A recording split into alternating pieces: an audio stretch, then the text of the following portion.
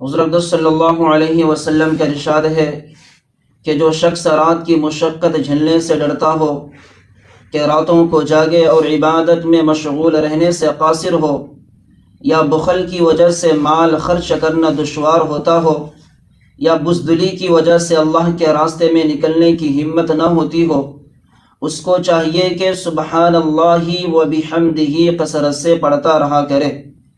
اللہ تعالیٰ کے نزدیک یہ کلام پہاڑ کے مقدار سونا خرچ کرنے سے بھی زیادہ محبوب ہے۔ کس قدر اللہ کا فضل ہے، اس کا احسان ہے کہ ہر قسم کی مشقت سے بچنے والوں کے لیے بھی فضائل کا دروازہ بند نہیں فرمایا۔ راتوں کو جاگا نہیں جاتا، کنجوسی کی وجہ سے پیسہ خرچ کرنا نہیں ہوتا، بزدلی کی وجہ سے اللہ کے راستے میں نکلنے کی ہمت نہیں ہوتی، اس کے بعد بھی اگر دین کی قدر آخرت کا فکر ہے، اس کے لیے بھی راستہ کھلا ہوا ہے۔ اور پھر ہم اس میں بھی کمی کیے تو فرماتے ہیں کہ ہمارے کم نصیبی کی سوا کچھ بھی نہیں ہے۔ حضور اقدس صلی اللہ علیہ وسلم کا ارشاد ہے، اللہ تعالیٰ کے نزدیک 4 کلام بہت زیادہ محبوب ہے۔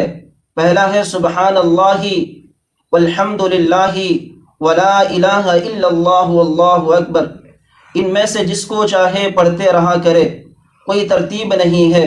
آپ چاہے الحمدللہ پڑھے، یا پھر ولا الہ الا اللہ پڑھے، یا پھر اللہ اکبر پڑھے، کیونکہ قرآن کے اندر میں یہ الفاظ موجود ہے۔